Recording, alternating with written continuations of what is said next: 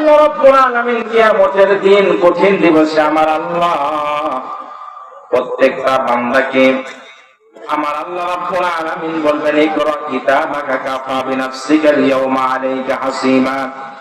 ও আমার বান্দা, কাউকে সাক্ষী দিতে হবে না, তোমার বিরুদ্ধে কাউকে বলতে হবে না।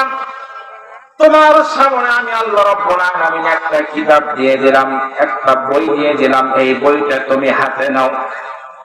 কিতাবের ভেতর আমরা পড়ে দেখছি মানুষের দুইটা হাত, একটা হাত পেছনের দিকে থাকবে আর একটা হাত সামনের দিকে থাকবে। আমার আল্লাহ রাব্বুল আলামিন এই বইটা দিয়ে বলবে, ও আমার বান্দা, তোমার জীবনের শুরু থেকে নিয়ে মৃত্যু পর্যন্ত যা কিছু তুমি করেছো সমস্ত কিছু এখানে লিপিবদ্ধ করা আছে। এই কিতাবে যা আছে এটা তুমি পড়ো আর তোমার আমলনামা তুমি নিজেই দেখে নাও।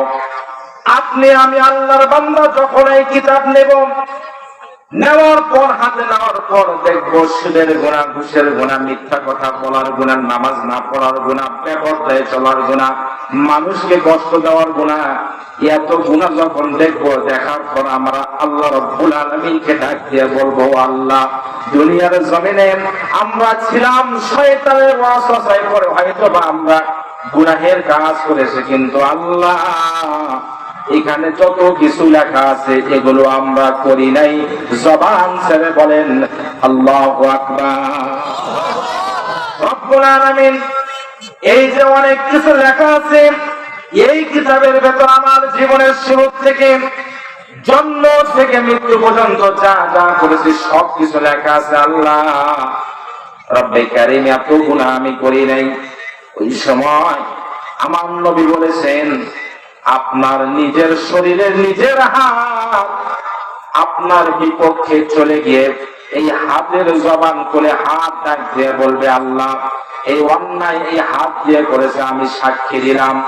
আপনার মাথা থেকে নিয়ে পা পর্যন্ত সব অঙ্গগুলো আপনার বিরুদ্ধে সেই দিন সাক্ষী দিবে। কান সাক্ষী দিবে, এই কান দিয়ে এই বান্দা গুনাহের কথা শুনেছে, মিথ্যা কথা শুনেছে, গুনাহের আওয়াজ শুনেছে, গান বাজনা শুনেছে।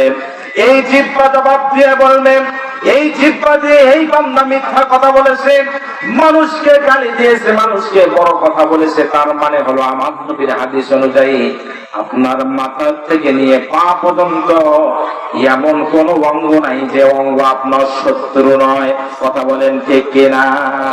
কিন্তু তারপর আমার নবী বলছেন, কিয়ামতের ময়দানে আল্লাহ রাব্বুল আলামিন বান্দার জীবনের শুরু থেকে নিয়ে শেষ পর্যন্ত প্রত্যেকটা মুহূর্তের হিসাব আমার আল্লাহ রাব্বুল আলামিন নেবেন।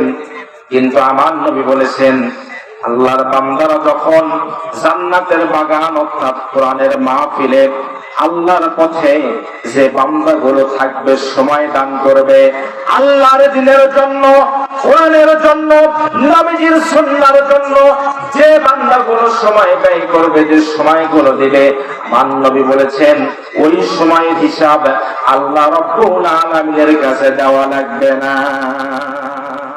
যেমন একটি জান্নাতের বাগানে আমরা আসতে পেরেছি। কথা বলেন ঠিক কিনা?